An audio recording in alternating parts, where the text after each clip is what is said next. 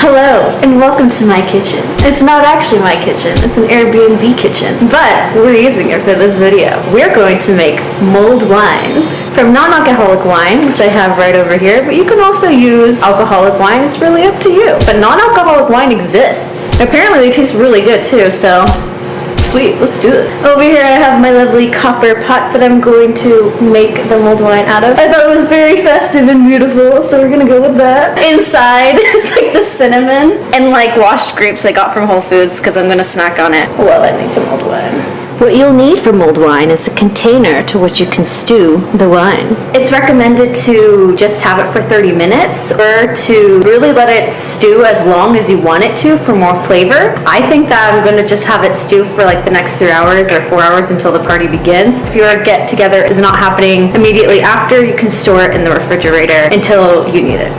First, you'll want to chop 1 large orange. Since I'm tripling the recipe, I sliced 3. Realistically, you can add the ingredients into the pot in any order that you wish. I just started with the oranges, and then after that, you'll go ahead and add the spices into the pot as well. These are 1-inch cinnamon sticks, and I'm guessing that 5 equals 1, and I need 3 portions. So we have 15 1-inch mini cinnamon sticks added to the oranges. Then we have the whole cloves and the star anise. It asks for 8 cloves. Since I'm doing 3 times the recipe, I'm putting 24.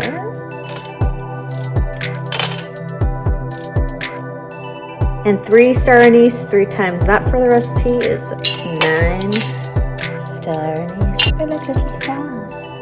Now we just uncork the wine. Okay, someone helped me uncork it because that was a struggle. It took 2 people to cork it. I had to hold over here just to let you know before that thing rose, so that was cool. So yeah, you uncork it. Oh, the glove.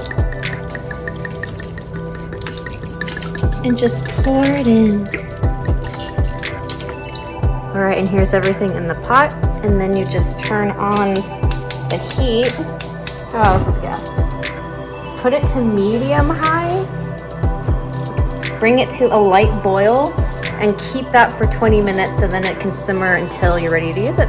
This is entirely optional, but I'm adding cranberry juice. You can also do red grape juice to just add a bit more if you are, quite frankly, out of wine. Woo. Oh my god, that smells godly.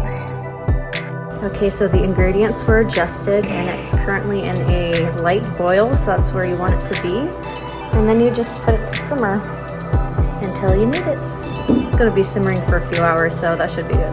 Voila! Your mulled wine is ready to sip and relax with. After drinking this non-alcoholic red wine, I did experience a light buzz, but it didn't warm up my body as strongly as alcoholic wine does. In either case, it was nice. Although mulled wine is typically consumed during the winter season, I find it's nice to have at any time of the year. Hope you enjoyed this quick and easy mulled wine recipe and enjoyed this warm spice beverage for yourself.